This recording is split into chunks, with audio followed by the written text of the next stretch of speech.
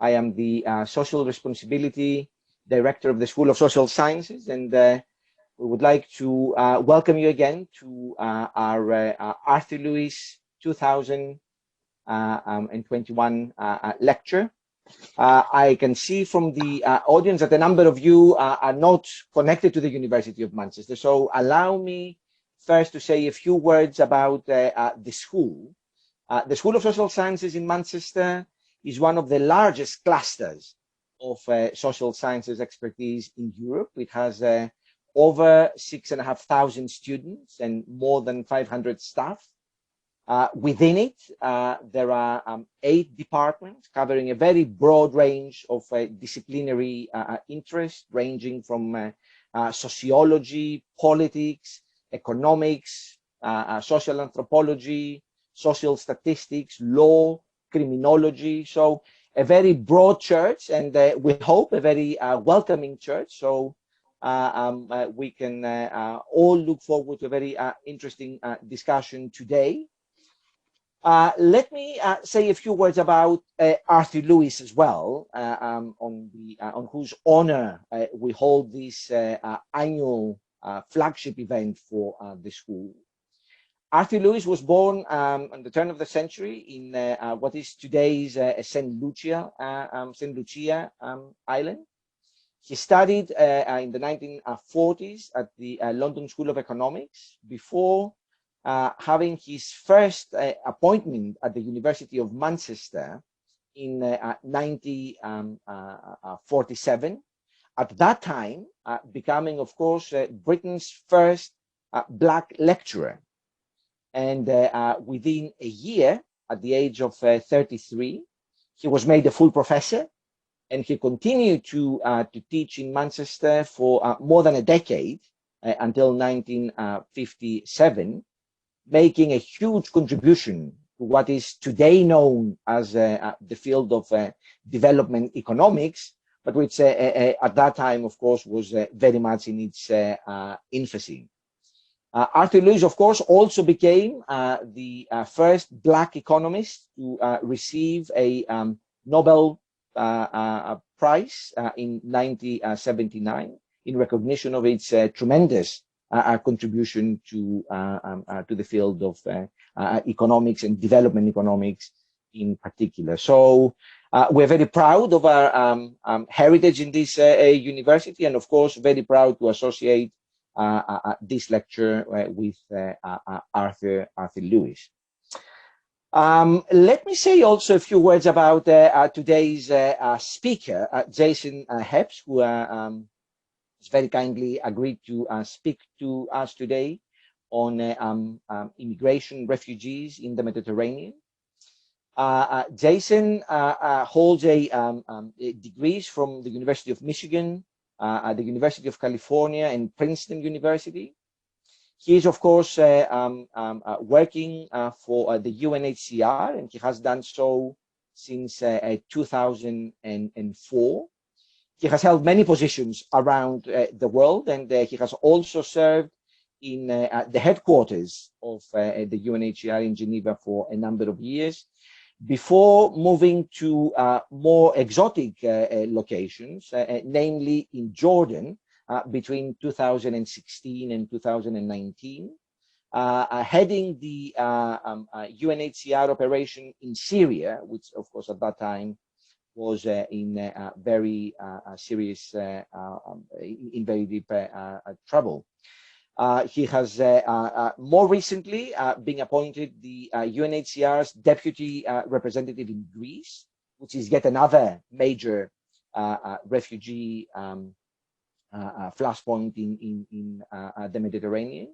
And he has also participated in UNHCR missions, not only in the Mediterranean and Europe, but also in Africa and in Latin America.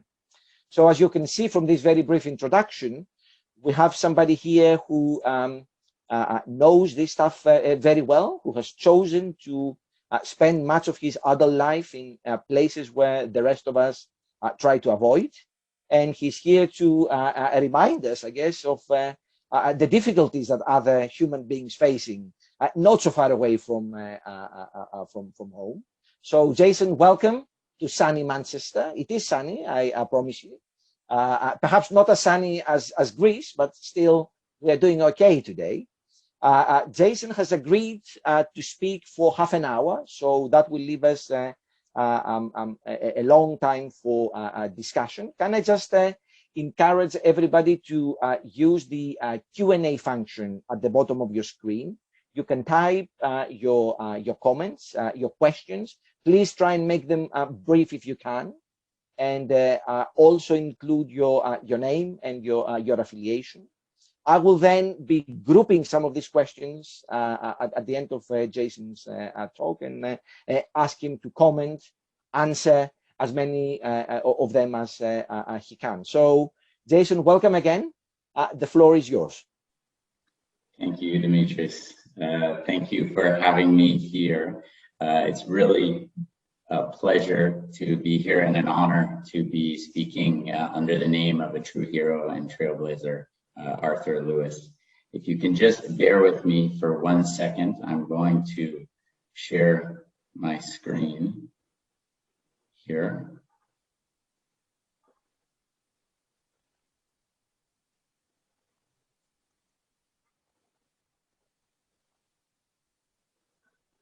It's okay? Yeah. Okay, great. So again, thank you for having me here for this. You all saw the title, and as you can see, refugees in the Mediterranean, can one be both pragmatic and principled? And I can say to you, spoiler alert, the answer is absolutely yes. Yes, certainly one can be both pragmatic and principled in the refugee response as related to the Mediterranean. First, I wanted to give you a quick refresher on terminology, as these days the terms refugee, asylum seeker, and migrant are thrown around quite a bit. To be clear, I'm talking about people who are forcibly displaced from their homes, meaning forcibly displaced, conflict and war has displaced them. There are about 80 million forcibly displaced people worldwide. Of them, about 46 million are internally displaced. They fled for safety, but they did not leave their home country. Another over 30 million are refugees or asylum seekers. These are people who left their home country, they crossed an international border in order to find safety from war, or because they are in fear of persecution based on their race, their religion, nationality, membership of a particular social group, or because of their political opinion. When a refugee enters a country, before they become a refugee, they seek asylum and they're an asylum seeker. If that person is found in need of international protection, then he or she is granted refugee status by the country they are in. An economic migrant is someone who chooses to go to a country different from his or her home, looking for a job or better economic prospects. So I'll give you an example of a refugee and asylum seeker. A woman named Asma, she's from Damascus, Syria. There's fighting in Damascus. She flees to Aleppo, Syria. She's an internally displaced person, an IDP. She wants to now flee Aleppo, Syria, because there's fighting there. She flees to Turkey. She goes to Istanbul, Turkey. She becomes an asylum seeker and then a refugee, if granted that status by the government of Turkey. For those people that are coming across the Mediterranean, some are 100% refugees, fleeing war, fleeing persecution. Some are 100% economic migrants, fleeing a peaceful country and looking for a job or a better life. It's not always black and white, though, as you can imagine. Living in a war zone usually translates to living in poverty. And so one seeks both peace and safety and also economic betterment.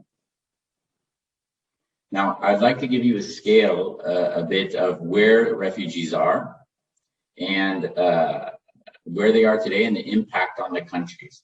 So if you think about the 2015 crisis where many refugees fled via Turkey into Europe and following the Balkan route, if we think of that time, about 1 in 500 people in Europe are refugees following that.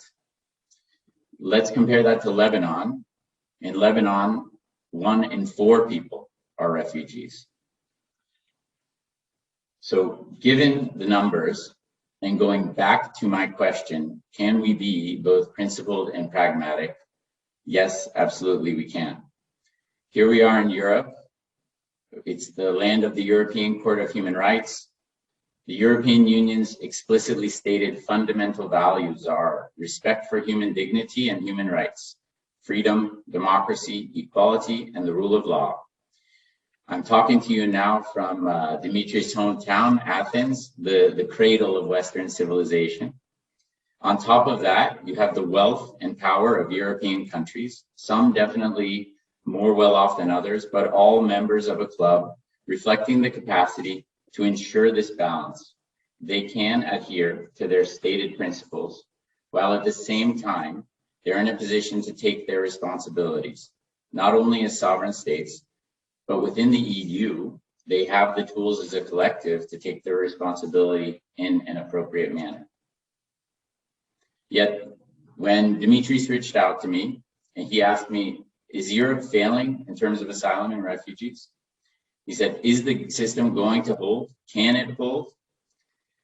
My first response was, these are not really easy questions to answer, but I will try. A bit about the figures of persons arriving in the Mediterranean by land and sea. As you can see, they were quite dramatic a few years ago, and then reduced equally dramatically over time in recent years. The estimated number of persons who, when trying to get to Europe, died or went missing remains shocking. With the well-known and evident risks, there are still many people who are sufficiently desperate to take these risks with their entire families, or sending their sons and daughters alone with all and the only means they have, only to suffer the ultimate consequence. Others arrive in Europe to a situation which is very much fragile. So considering the capacity in Europe and the relatively low number of persons coming here compared to other less well-off, less developed countries, there are many contradictions. And these contradictions on the ground lead to dilemmas where principle and pragmatism risk to run counter to each other. It's therefore always not so easy or evident to find the right formula. Nevertheless, at least in my experience, it somehow becomes clear at one point or another what is the right thing to do. And this is what I do and we must do. Of course, one always runs into people who reasonably disagree on what is that right thing. I seem to have a knack for always running into those people. And they challenge me time and again and ask me the questions that I also have to ask myself, measuring up every option, taking decisions, sometimes with little information or notice. This evening, I'd like to take you through a couple of the more recent and ongoing dilemmas and challenges that you may or may not have heard about, you may have been studying, or maybe they're just situations where you say you would have done something different than I have. Dilemmas where I have been and continue to be forced to find that balance. Some of you may have heard about Lesbos. You can see this orange dot, I hope, on your screens. That's a Greek island in the Aegean Sea, a very beautiful and historic place just a few kilometers from Turkey. Maybe you have heard of this place. It's called Moria. It used to be a camp in Lesbos with a capacity for 2,200 people. It had a fluctuating population, which was about a year ago at 20,000, so about 10 times its capacity. It became famous during that 2015 crisis of refugees moving through Greece and Europe using the Balkan routes, most of whom headed to Germany, Sweden, and Austria, and other countries. Lesbos continued and continues today to receive arrivals by boat coming via Turkey. The story of Moria itself was a reflection of the challenges as related to the asylum system in the Mediterranean. Asylum seekers were supposed to arrive, be quickly processed, including for security screening, and also registering their claims. And if found in need of international protection, they could move on in the system. And if rejected, then they're returned to Turkey or to their home, all in line with international, European, and national law, and all at the front line of Europe. But Greece had thousands and thousands of persons in asylum processing backlogs in some of the worst conditions I had seen in my career. And as Dimitris says, I have been to some places before. There had been years of calls to fix Moria camp. Since 2015, the local populations in Lesbos had been extremely generous, welcoming to refugees, some nominated for the Nobel Peace Prize. But as conflicts continued in other parts of the world, people continued to seek safety, including a very small percentage of them heading toward Europe via Lesbos. Now, fast forward to the past couple of years, the locals were increasingly becoming embittered with the situation, seeing their idyllic and calm island now infamous for this camp. My organization, the United Nations High Commissioner for Refugees, as well as so many others, were calling for the decongestion of the island, for more people to be allowed to go to the Greek mainland, where there were options for more dignified accommodation. More importantly, we were looking for European solidarity and sharing of the burden through a relocation scheme, sending refugees to other European states, not on the front line, many states which had much far greater resources than Greece. These calls for solidarity continued to fall on deaf ears because European solidarity was coming in the form of significant financial support to border countries like Greece to help manage the situation, but without real or long-term solutions identified to share what was, in absolute terms, a completely manageable burden by spreading the population amongst the states. So we're now at the evening of 8 September, about 6 months ago. I went to bed having read the latest Lesbos situation report. Yes, there had been some disturbances and challenges, but nothing out of the ordinary for Moria camp. Then I received a text message around 3 a.m. and it read the following. Jason, urgent, huge problem with Moria, almost total destruction of the camp. We need all available resources there now. 12,000 asylum seekers are on the streets. Over the next couple days, the camp was completely destroyed, as you can see. There were thousands of people, as the text message correctly said, on the streets, left with next to nothing, needing water, needing food, and lest we forget, it was COVID time, and people in quarantine and isolation had fled their facilities in the isolation facilities. We were working closely with the Greek authorities and a number of non-governmental organizations to provide emergency support for everyone, including the COVID positive individuals, as well as others such as the unaccompanied children. These are children in the country without their parents or family, as well as sick and other vulnerable persons. But then came the question of pragmatism and principle. What to do? The clock was ticking. The destruction of Moria was a fact. How could this situation now be turned into an opportunity? For many locals and refugees, the next step was clear. The island should be evacuated and everyone brought to the mainland. This was, however, not possible. With the reception facilities and camps on the mainland over 100% capacity, and 4 nearby islands with smaller camps were already at 5 to 10 times capacity, similar to Moria. Refugees and locals were protesting on the streets, chanting and hoping for no new Moria. We also were hearing the same from politicians and local international non-governmental organizations. And so, while we had been calling for relocation to for other countries in Europe, with that solution not immediately in sight or practical, including due to COVID, we had to find a local solution. The tensions were palpable between the refugees, locals, and authorities. We had to think quickly. The authorities said they found a piece of land but needed emergency support. We had to do the right thing, and there was a lot of debate. But what was clear, we had to first help people, many of whom were vulnerable.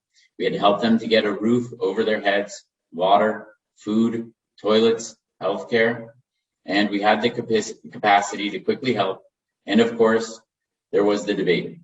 Are we going to be instrumental in creating a new, overcrowded, terrible conditions camp? Are we going to be part of that? And we had to find the balance. The decision, considering the urgency and immediate need, was relatively easy. By that evening, we had chartered a ship and begun loading what we call core relief items for the entire population on the streets, and had scheduled the shipment of tents for what was going to be a short-term emergency site for 12,000 refugees. The government had the lead, and we were there to support them to meet their responsibilities. In a matter of days, we had tents set up, and after a couple weeks, the picture you see here was the result. And we were able to get the most in need into new shelter with blankets, clothes, and water quickly. However, conditions were and remain poor. For some time, there was no appropriate bathing facility, and people were washing themselves and taking baths in the sea.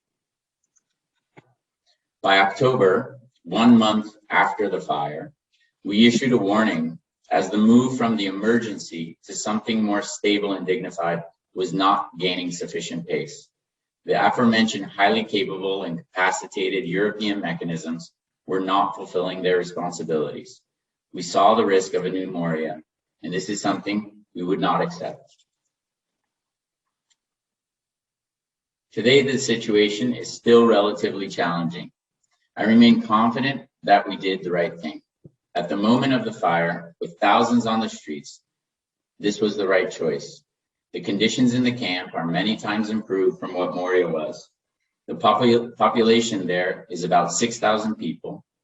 Some solidarity, as you see here, was triggered due to the fire, with the pledges for relocation of over 5,000 persons from Greece to other EU member states, with a focus on large, vulnerable families with sick people and the unaccompanied children, these children without parents or family. But this situation really took me to the threshold. I continue to be approached and at times accosted by persons who insist we created another Moria. We did not, and we're counting on the European Commission and the Greek authorities to fulfill their commitments to ensure a model and dignified site in Lesbos over the coming months, replacing this new emergency camp that is called Mavrovouni. We're also counting on European states to fulfill and expand their commitments for solidarity, not only through financial means, but also taking their fair share of refugees as a small fraction of their population. Now, let me zoom out a bit from Greece along the Mediterranean, and I want to look into another long-standing, current, and ongoing dilemma in the region. That relates to access to asylum, and specifically access to territory. So what do I mean by that?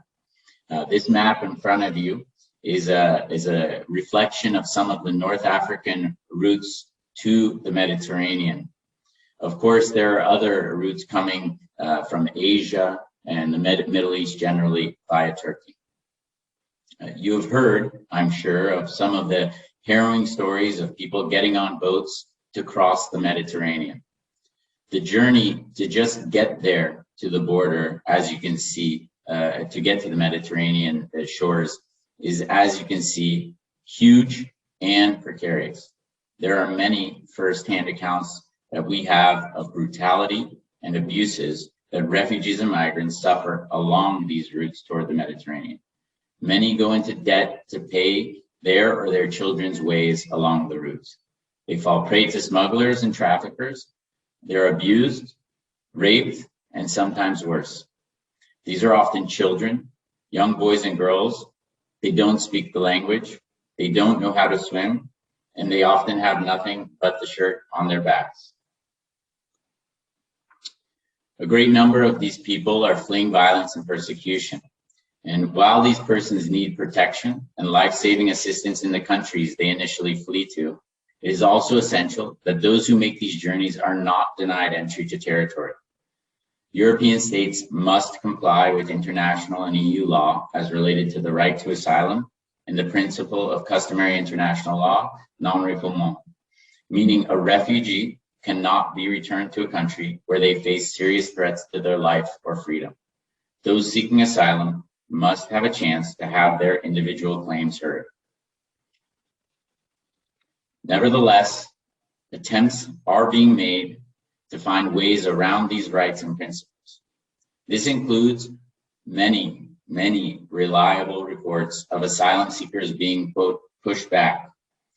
A pushback is when a refugee or migrant is forced back over a border without consideration of their individual circumstances or any possibility of applying for asylum.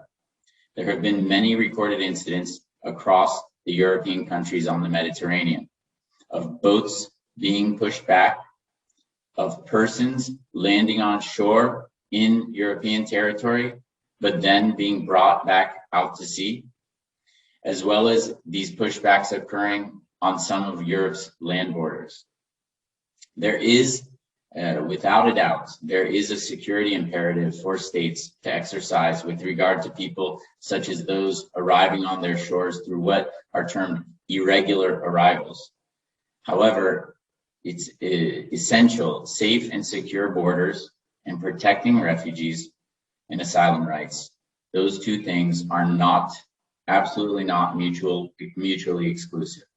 There are workable, efficient, and practical ways to manage borders and streamline processes on arrival and ensure a screening procedure at borders with legal safeguards and with full respect to the right to seek asylum. Such a proposal is under discussion now in the European Union in the context of its Pact on Migration and Asylum. So today, many persons continue to arrive on Europe's Mediterranean borders, and they are processed appropriately through the asylum system. This is a very good thing. This is an absolutely normal thing. However, there are also a continued and worryingly increasing number of incidents of people not accessing territory and being denied entry in an informal and illegal manner. The COVID-19 pandemic has unfortunately further complicated the situation. At times, it's provided a pretext for measures where people forced to flee conflict and persecution are denied safety and protection. Certainly, legitimate public health concerns require specific measures. All of us are very aware of these measures that have impacted our own lives, but some measures serve as a prevention or deterrent to those seeking safety. For example, an increased use of detention or detention-like conditions in asylum reception centers has been observed in a number of countries in the Mediterranean. We have seen increased tensions, gender-based violence, and other types of violence where these measures have been put into place. It is believed that measures like these were definitely contributed to and were possibly the trigger for the fire in Moria. At one point, nearly all countries globally had fully or partially closed their borders to contain the virus, and a significant number of them made no exception even for asylum claims. Despite a lull in fighting in some locations in the world, COVID-19 did not end any wars. It did not end conflicts, and it did not end unrest in countries where many of these people trying to get to Europe were coming from. Some countries in Europe have recently gone even further, with an increased push for what is called externalization, or trying to offshore process those who have arrived and are trying to arrive in their countries. These proposed measures may lead to a gradual erosion of the international protection system, which has withstood the test of time for the past 70 years and for which there is a collective responsibility to safeguard. I assume you all know the world map as it normally looks, and I am hoping and especially for the professors on this here that and the students, that you all see that this is not the way it normally looks. This is a specific map showing us the proportion of all people living on less than $1.90 per day, adjusted for cost of living. I'd like you to remember this map. Look closely at that sliver of Europe in the north and the center, as well as the major refugee hosting and producing regions and countries, these large blobs in the Middle East, Africa, and Asia. Now maybe you can see a relation, some relation between these maps showing the global proportion of refugee producing and refugee hosting countries, and the map of absolute poverty. Europe is very large here in the refugee hosting, almost entirely because of Germany. Germany is the country hosting the 5th largest refugee population globally, 1.1 million persons. So if European states, which have the capacity to respond, including the resources, infrastructure, and legal instruments, and they have a relatively small number of refugees and asylum seekers, if these states switch to a model of trying to prevent and deter arrivals, including through externalization, this could lead to states neighboring refugees' countries of origin, states which currently host 86% of the world's refugees, to stop assuming their current share of global responsibility for refugee protection. This would inevitably result in increased unregulated and uncontrolled movements of people in search of protection, including toward Europe. There's no need to do this. European countries have the capacity. Again, I put into perspective the number of persons arriving via the Mediterranean into Europe do not approach the number of persons seeking asylum in those countries which already host that 86% of the world's refugees. The countries bordering conflicts, less well-off countries in the Middle East, Asia, Latin America, and Africa. In other words, individual countries deciding and acting alone for their self-interest is short-term and certainly not a form of enlightened self-interest. The solution is solidarity across European states, a joint management, and taking responsibility for a very manageable situation, completely manageable. This should not be a dilemma. Ultimately, let us not forget the people that we are talking about. These are the people that I work for. Many of the people seeking access to Europe via the Mediterranean are from countries with long-standing and ongoing conflict. These Syrians, Afghans, Congolese, Iraqis, and many others know very well that they and their families will have to go into debt to pay for this journey to Europe. They know the life-threatening risks of the trip to get to the Mediterranean shore. They know they may die before they take that boat across the sea. They know that if they make that journey, they may simply be sent back. And if they make it to Europe, they know they may have to live in a tent or worse for well over a year. Despite knowing all this, despite all of these risks, there is that relatively small number of persons who still make that journey. This is not a reflection of the situation in Europe. This is a reflection of where they are, where they come from. The hope of most refugees, you should know, if they had the choice, is that they simply want to return home, but they cannot. In the meantime, it continues to be up to me and you, in places where there is peace and stability, where we do have the means, and where we have the institutions to enable protection for those who seek it, to support those neighboring countries who are themselves carrying a burden, many times those in Europe, and to look at addressing the root causes and supporting the political solutions to the conflicts from which persons flee. It's not always so easy, and it takes some work, but ultimately it becomes quite clear what is the right thing and that we can do the right thing. Thank you very much.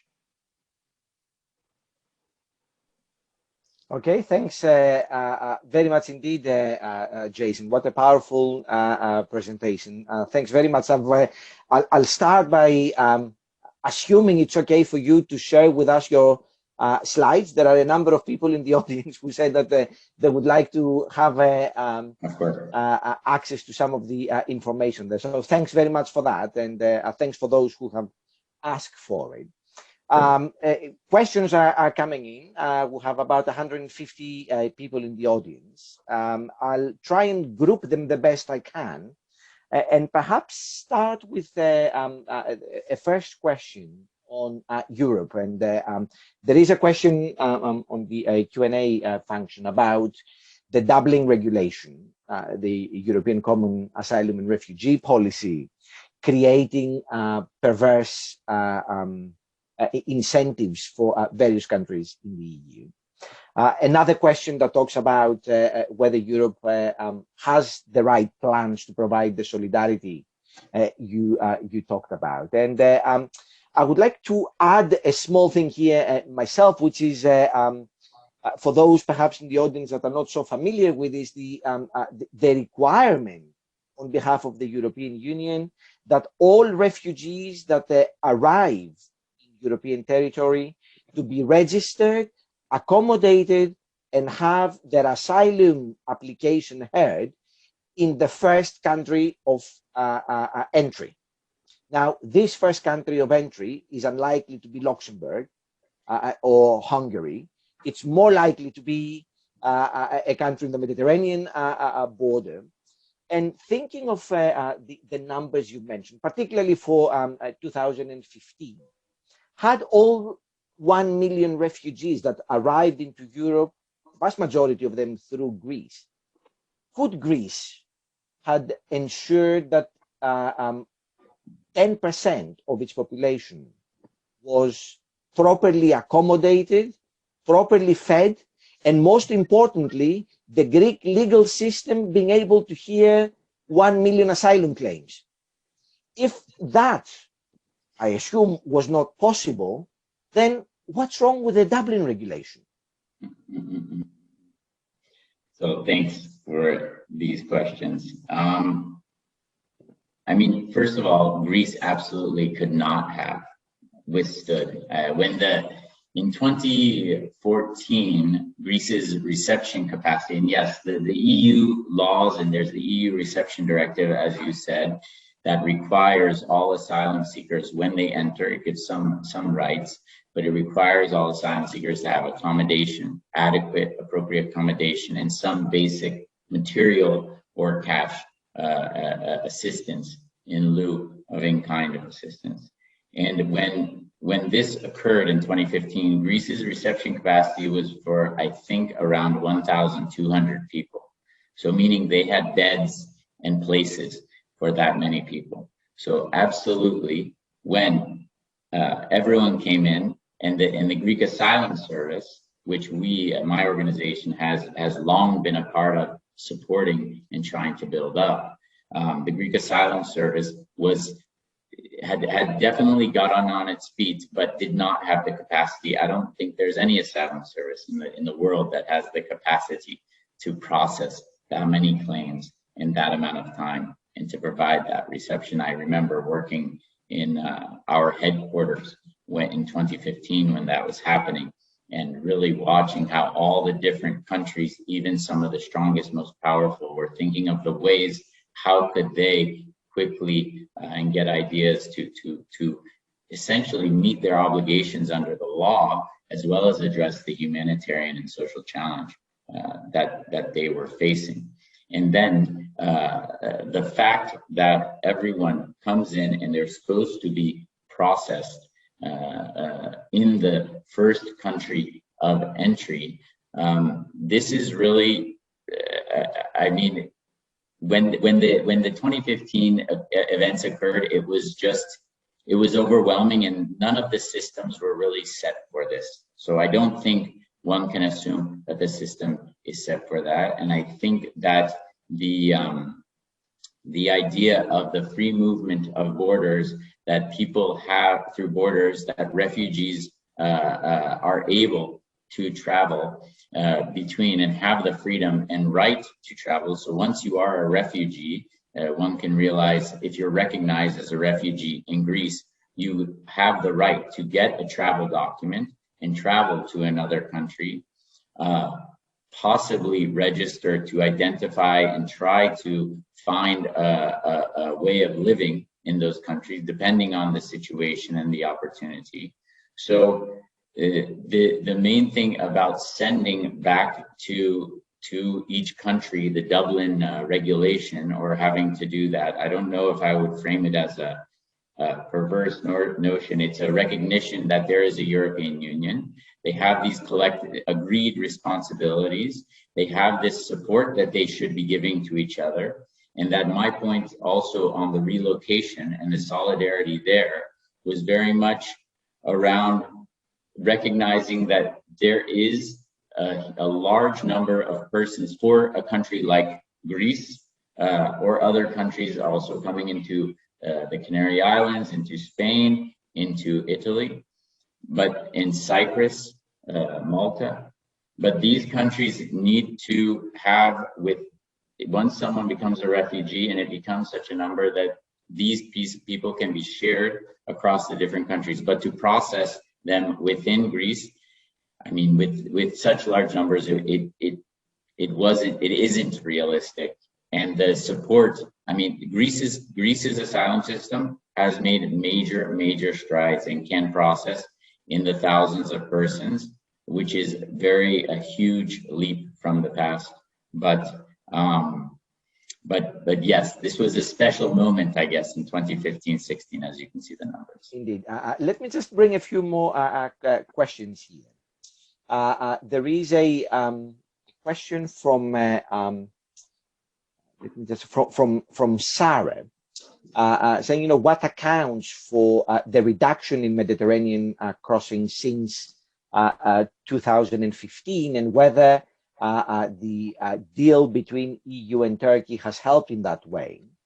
I guess to this question, one may add, may ask your opinion on whether it is wise for Europe to make Turkey a de facto arbiter of its refugee policy, thinking, of course, that Turkey is both the largest host of migrants right now in the world, and we should not forget this, but at the same time that there are thousands of Turkish citizens who are fleeing Turkey themselves because of political persecution in that country. So it's a very complex situation. I'm not expecting an easy answer, and I know there isn't one, but I would like to hear your view on this.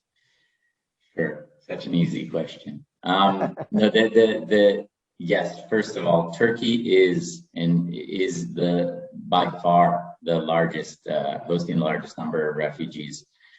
4 million refugees in Turkey, of which about 3.5 million are Syrians, and the rest mostly Afghans.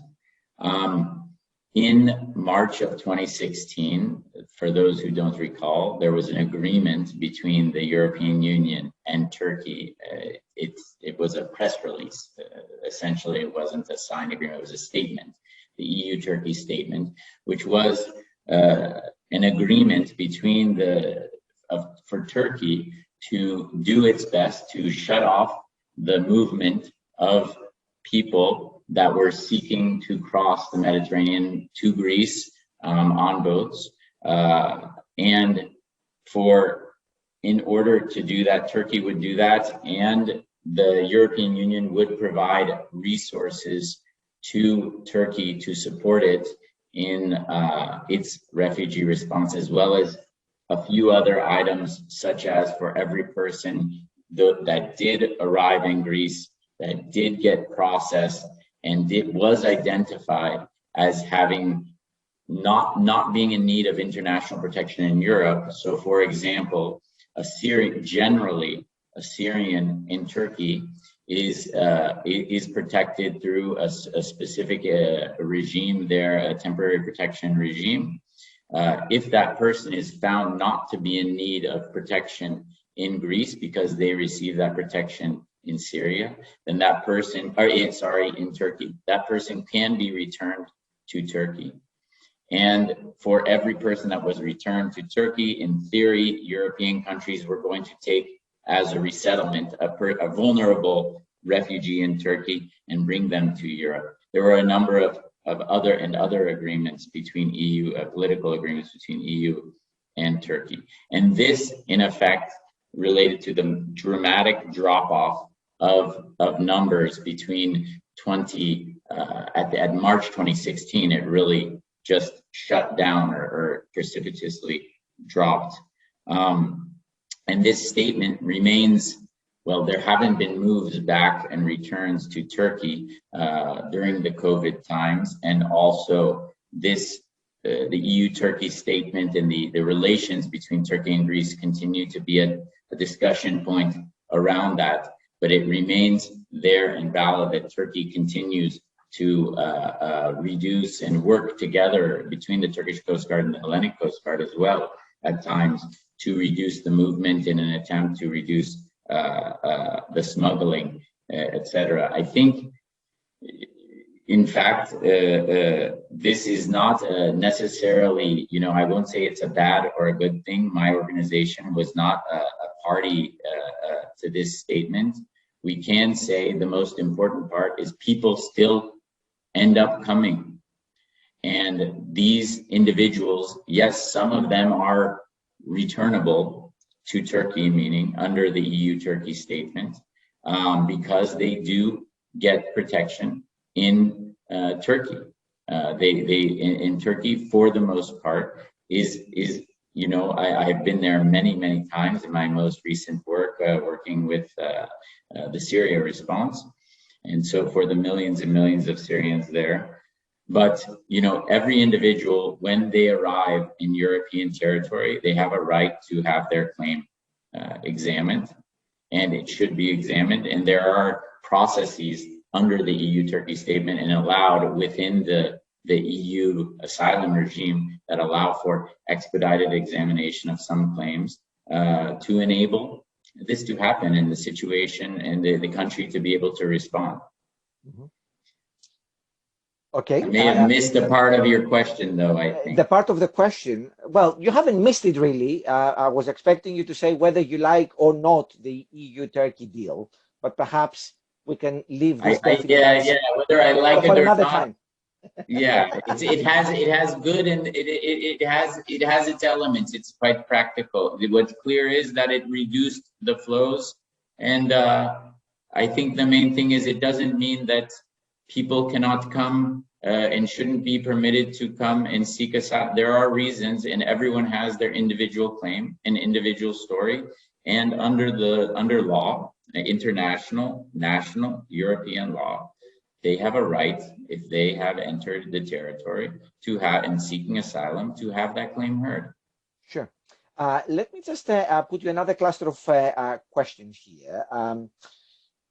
One is from an anonymous member of the audience. So, how has the absence of American leadership in refugee resettlement been in the last few years? It also goes on to say that the US has currently agreed to accept is accepting 10,000 refugees, despite commitments by President Biden for the US to take 150,000 refugees.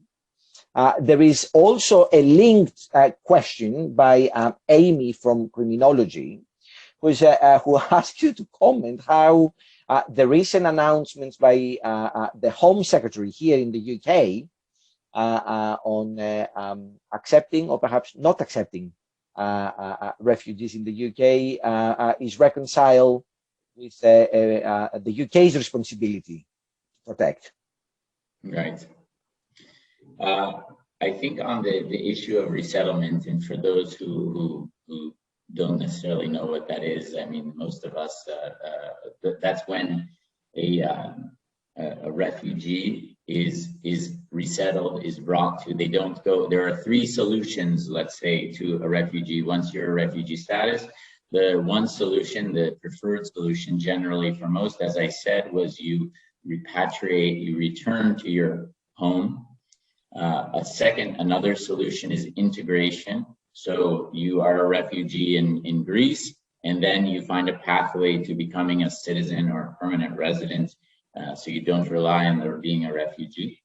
And the third, which is the great minority of refugees, but an extremely important tool that has been impacted greatly over the past years, is resettlement. And resettlement is when you are a refugee in a country and you are resettled to a third country like the UK, usually one of the more developed, richer countries in the world. And this is an important tool. Why? We saw it a lot in Jordan, in Lebanon, and other places, because generally you find people that are, some that are large families that are taking a lot of resources, or that they can't have their needs met, maybe a quadriplegic living in another less developed country, a refugee, a South Sudanese refugee in Ethiopia, or something like that. And yes, the numbers have greatly decreased over the previous years. We're hopeful that they will increase, and it's a good example, I think, resettlement, of showing that there's a solution out there. It's very impactful, and the security screening and the screening for resettled refugees is heavier than, I think, any kind of visa process that we have heard of. So I'm hopeful, and we are hopeful, that the numbers will shoot up again, with the US, which is one of the largest and had historically been the largest resettlement country, now making commitments this year. With regard to I think you can read between the lines on in my presentation with regard to the situation and the recent announcements of a couple of European countries. I know the UK recently announced some, as well as I think there's a question about Denmark. They were in the news. We'll come back to these. Yes, and these referrals to proposals, which I haven't studied in full, the new proposal by the Home Secretary of the UK, but what I can say is that it is worrying. People are going to try to find their way, if they can, into safety.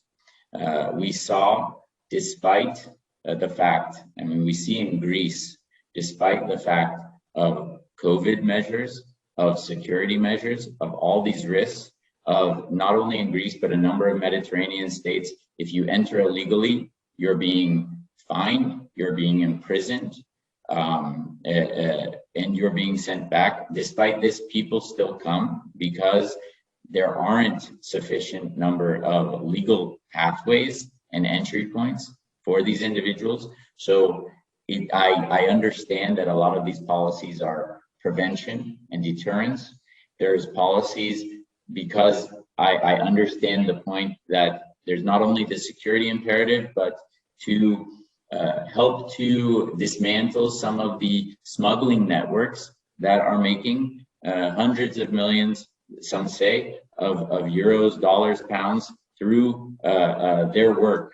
And the issue is people will continue to seek to come, and those that do make it and find their way need to be able to have an option and access to have their claim heard. Mm-hmm. Thank you very much. Another cluster of questions with regards to mysteries. There is a question here about how data is collected on missing refugees and those who, of course, very sadly perish during their attempt to cross the Mediterranean. And there is another question about whether we have greater clarity about what caused the fire in Moria. There was a very interesting documentary in this country, a Newsnight investigation. I'm sure you probably have reached your inbox somehow, that made various allegations, suggestions. Has there been an official outcome to this investigation? Do we know what actually happened, Laurie? So on I hope I answered the data on the missing and refugees and those that passed away. So we have a team of data and information management experts, and essentially they're scanning from all over all of the reports that we have, and those may be firsthand accounts, those may be media accounts, there are NGO accounts, and other actors, and then we do a triangulation on those figures, and then essentially if they pass that triangulation process, then they are posted, and all of these figures are available on our websites, on the UNHCR.org websites and data portals. But I will share some of that with Dimitris in the slides after. The cause of the fire, there were a lot of rumors, and yes, I had seen that when it came out, there were a lot of rumors and a lot of, there had been the accusations and charges against, I don't believe that has been finally resolved against some of the asylum seekers who were present there. Including, I believe, one was an unaccompanied child, 16 or 17 years old. What was clear was that after the fire, everyone saw, and then you can read into it, everyone saw this as an opportunity. It was from the refugees and asylum seekers who said, now we can all leave, because most of them, they had come to Lesbos, and then your idea is when you get to a reception center at the border anywhere in the Mediterranean, most of their goal is to move in just to start a normal life, be it in Greece, be it in Italy, be it in the UK, be it in France, be it in Germany. But they need to go through the process, and to get through that process takes a long time. And so the destruction of the camp was a hope for them. The islanders, the locals, did not want that camp to be there anymore. They were proud of the way that they should have been, the way that they hosted, but it got to a point that they did not want the camp to be there.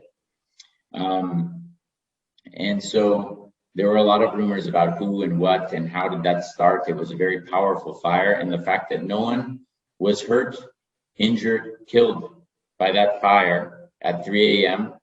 Says something about what happened. So I don't have the conclusion. I don't know who it was, but I think what is that something? You said because it says something that nobody died, even though it started at yes. 3. So, is that? Are you suggesting that perhaps people were in the know about it? There was certainly some type of, I think they understand there was some kind of an arson because of if you have seen some of the, if you saw some of the pictures, I don't have it conclusive, but I think they have determined that there was some fuel used, because if you see the containers and the pictures that I showed, to burn metal containers like that, you needed to have some fuel. The fact that at 3 a.m., a space with 12,000 people, most of whom would be asleep, no one was hurt, no one was injured, on a very windy night, gusts of fire, and the whole place burnt and no one was injured. So there were people yelling and alerts. The point is, who did it, what it was for. In the end, we don't know. We don't know who caused it, and the Greek authorities are trying to pursue who that was. But yeah, I think they have made some arrests, but let's see what happens. There are a couple of legally heavy questions. There is one particularly on Denmark, but that doesn't have to be on Denmark alone. I mean, when a country decides that it is safe for an refugee, an asylum seeker, to be returned back to the home country, what kind of law is used to determine this? Is it something that is at the national discretion? So, for example, Denmark or Luxembourg or Spain can say, you know what, Syria is a great country, you can go back, it's safe. Whereas the Germans may say, oh, it's not so fantastic, perhaps it's better that you stay here. So what is the kind of legal basis for this sort of sending back procedures? Can I also perhaps clarify something on pushbacks? I mean, you in your presentation, there have been a number of reports, as you know, of pushbacks being increasingly used, both in Greece and in other European countries. Is your let me be absolutely clear about this. Are you saying that the pushbacks are illegal under international law, or are they illegal under conditions, or that under certain circumstances, or are they fine, legally speaking? I mean, I'm not asking you the moral dimension here, because we know the answer, and most of us here would agree. But on the legality of this, perhaps if you can help us a little bit. Yeah. So to answer on pushbacks, they are illegal. They are illegal. Right? They are illegal. Yeah. Now you will hear different debates ongoing. Were the people pushed back from? Is it in the water? Is it on the land? Is it on?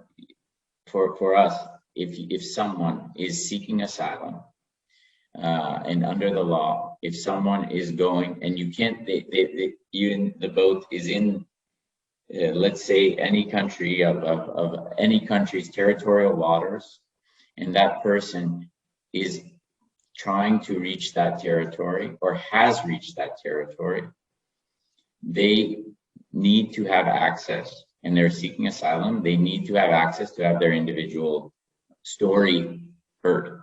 And that's that's not, pushbacks are not legal. Let's say it, if I can say clearly. And then you will have people who will argue on one side or point in specific, where is the geographic, where's the GPS pin of that? But pushbacks are, and this is a quite clear statement, and states have the obligation to take in and then hear the story. And the asylum system, for the asylum system to work, and this is what I mentioned, this European Pact. I mean, if someone is found in need of international protection, first of all, they should be quickly, fair and fast process for review of their claim. If they are found in need of international protection, they move on in the system. If they are found not in need of international protection, they should be returned if that is the solution that is available to them and the state is choosing to make, be it to the previous country or their country of origin. An issue and a challenge, and I think that's come up in the recent debates in the UK and a number of other countries, is bottlenecks in the return process and of these individuals. And I'm saying returning persons that are not in need of international protection. But that needs to work on both sides. So absolutely, you don't have someone trying to abuse the regime of asylum to or use it as a backdoor. With regard to the issue of deciding when it's safe to return to Syria, and I saw there was a lot of news about that. Yes, I was working on my focus of the last year of my work in our regional office for Jordan and covering the situation there in the Syria situation was focused on what we called solutions and durable solutions for refugees, Syrian refugees, and including focusing on planning for and measuring readiness for return and repatriation to Syria. The first thing is that return or repatriation of a refugee should be voluntary. It should not be, it should be a voluntary decision of the refugee. If you are found there as a refugee, you should be choosing, and it should be fair, voluntary, done in safety, and done in dignity. If a country determines that, if X country where the refugee is determines on their own that it's safe for a person to go back to Syria, first of all, they cannot just right off the bat make that decision based on its own assessment. We are doing our own assessment of the situation. There are some people that are returning on their own, but the fact that a few thousand out of millions are returning does not mean the country is safe for everyone.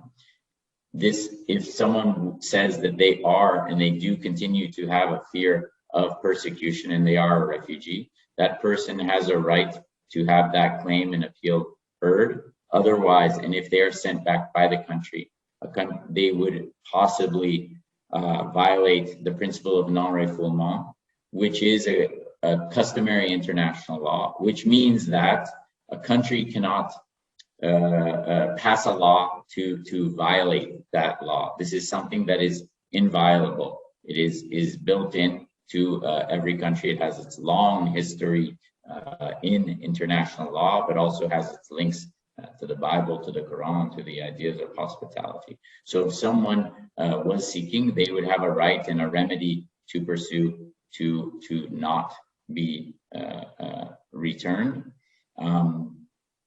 Yeah.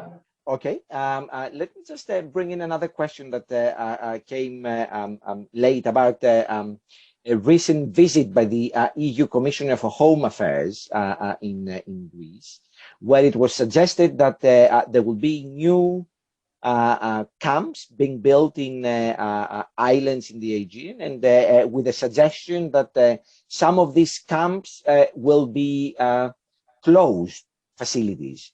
Perhaps you might want to share with us whether this is the case, and perhaps help for the audience to explain to them what a closed camp means as opposed to an open one, right? Right. Yes, there was a lot of discussion. We were very much involved in this visit and in the work. That was a reference to and a visit to the camp that I showed. They visited this Mavrovouni site that I showed, the newer space in the government of Greece with the European Commission. They have a task force to make a model site, which I referred to in Lesbos, to replace this emergency one. What they are trying to do is to not make the same mistakes and learning from 2015, to make dignified and up to EU standard sites. EU standard, they do not allow for detention of asylum seekers. So closed, the term closed would be, let's say, inaccurate. Now, the term has been used closed, controlled.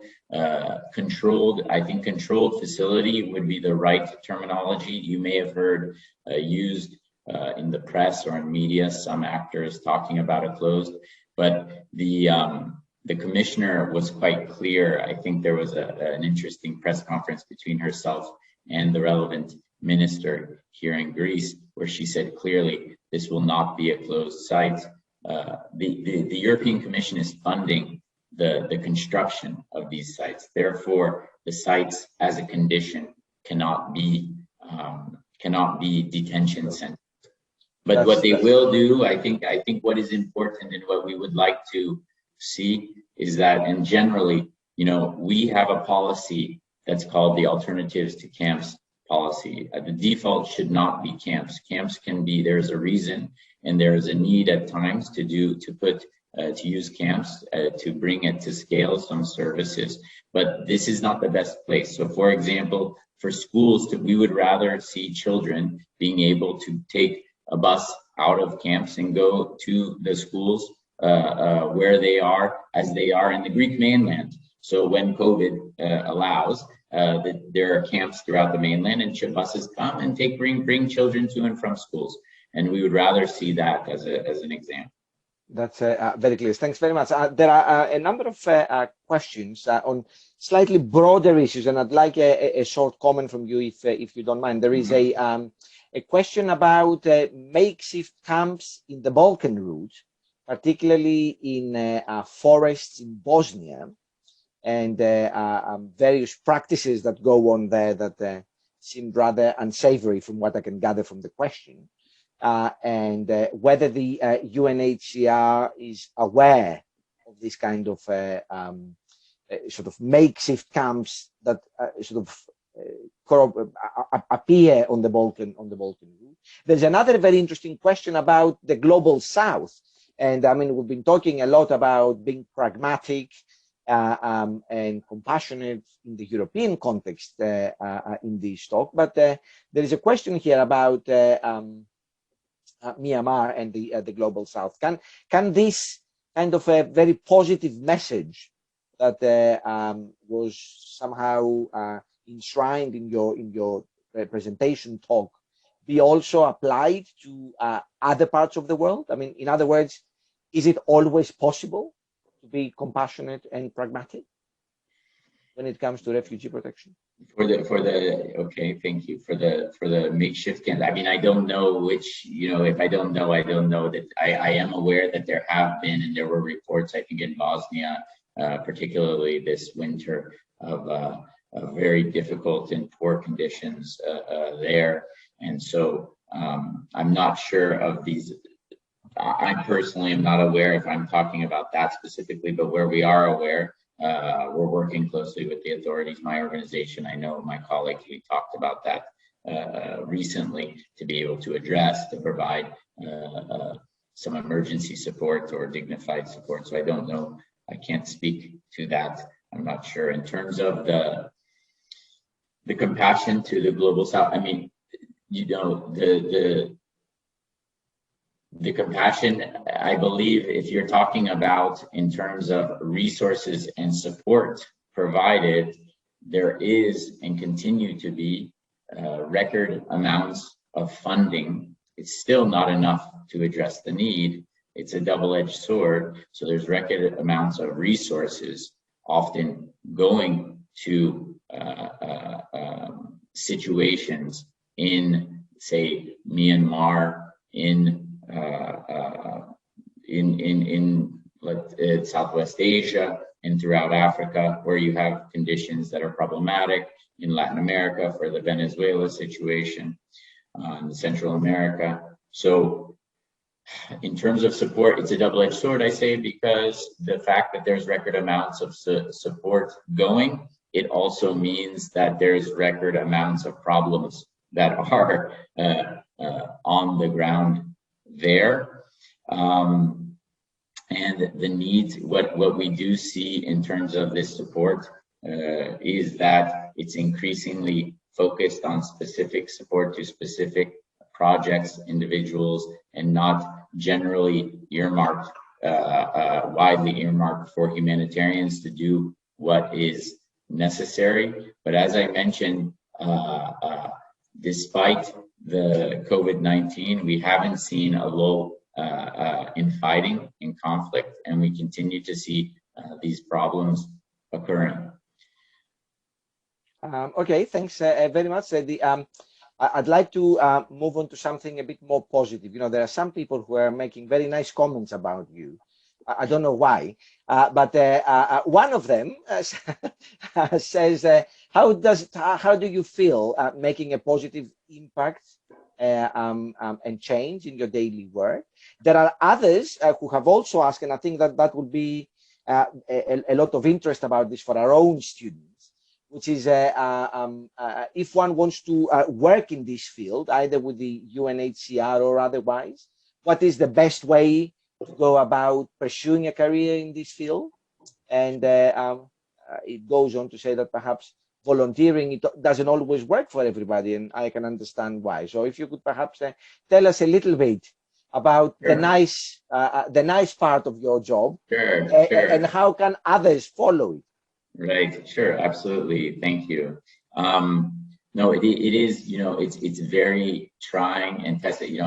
My wife and I were both in this field. My wife works for a humanitarian, the Norwegian Refugee Council. We studied law together, and then we entered into this work.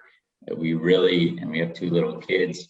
We couldn't do what we did with the 2 little kids probably before. It is, in the end, anyone can do. You can do a lot of different jobs and kind of work in your life. I mean, I've committed my work and my life and my work to this. It's very much beyond a job, but one can be rewarded and do and contribute no matter what you do. So I really encourage that. And thinking about, do you go to sleep at night feeling like you did your all, you did your best, you did something, you tried to make someone's life better, including your own children and your family and that. So it's really satisfying, and I don't do it for that, but in the end, you feel like, yes, sometimes you need that encouragement because it can be very frustrating. So on other days, or really just depressing or sad, and a lot of colleagues are traumatized and they need support. So it's an intense work. If interested in doing it, I will say, I mean, the real there are certain specific things that help, and those things that help are that are concrete and practical. To be very concrete is to do well in your studies, listen to your professors. No, and yeah, and speaking language. I mean, speaking the common languages that are found, and studying those languages, and doing deep field work to test yourself and to see that you could do it. My introduction really was, I was a Peace Corps volunteer so it's a U.S. government program. I think the British had a VSO type. Or I'd met, and I spent 2.5 years in Togo, in a small village there. But really to learn language, to get that field work, to go out, to put yourself, if you have the opportunity now with COVID, it's not so easy to do it. But I think to put yourself and be ready to go into these difficult circumstances, difficult conditions, and those are the people that find themselves where they want to be. I would say in my situation, I've lived many years in very difficult, challenging places. So to do that, to look with any organization that is doing good work and has that, and I'm happy to answer if someone has a really specific question or wants some advice, I'm happy to give some through Dimitris can connect us.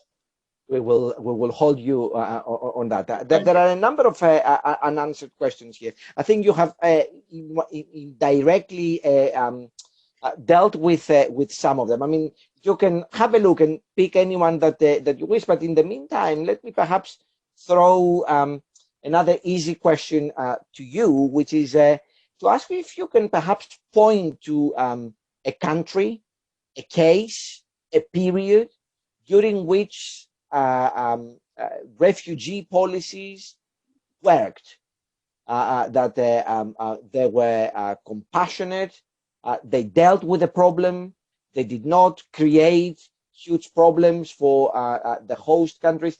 Is there a sort of, for a better word, a best practice, but in concrete terms?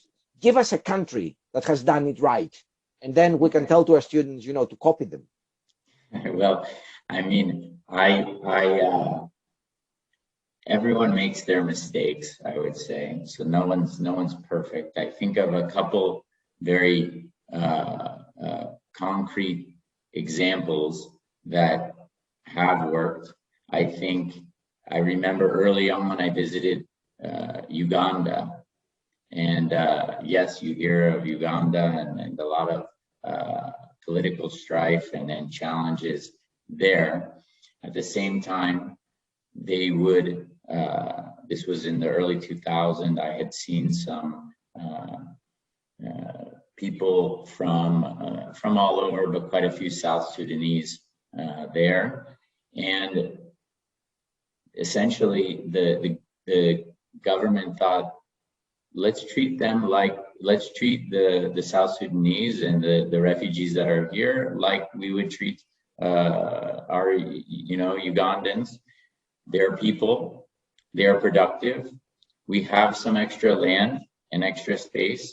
Let's offer each of them a certain amount of land to be able to cultivate, to build their homes, and to live in an area that was, let's say, like any other. It didn't seem like a camp. It was a settlement, they called it, but it didn't look like any camp. They received some support initially to set up, and I remember seeing a number of families who essentially they made banana farms. They were making bananas very popular in Uganda. That's a staple there. And they, the South Sudanese, I recall, were essentially one of the largest producers of crop and making funds. And it was really the government just saying, okay, these are people that can be gainfully employed and doing their work.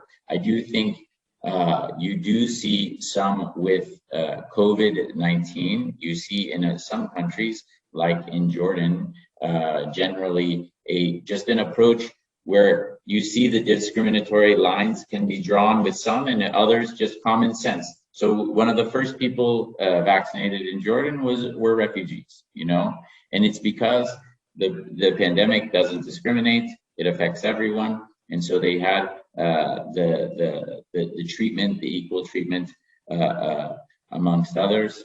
But you see generally in a lot of the countries that are bordering conflicts, where they have quite a bit of maybe there's less of a foreignness between the individuals because they are their neighbors. It's open in places where you don't see many camps. You see individuals living in communities and being able to settle there. We saw that with Ivorians, people from Cote d'Ivoire going to Liberia, a lot of very good practices there. Unfortunately, I can identify for you more easily a lot of bad practices around the world. I find it very telling that none of these best practices are European, and that's a very sad reflection. Right? I think there's some practices. I think we know how Angela Merkel was quite open in recognizing and quite forward-thinking and progressive in what she did in Germany. She paid a political price. We remember refugees generally don't vote. It's easy to point at the persons that look a bit different and that don't vote to be the cause of the ills and woes of society. I think, but she made the right decision, clearly. Germany is doing well and fine.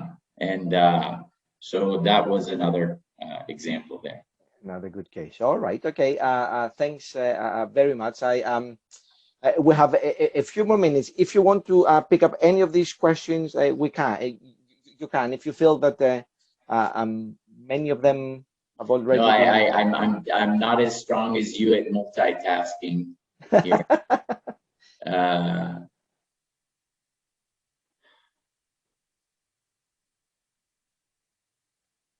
Okay.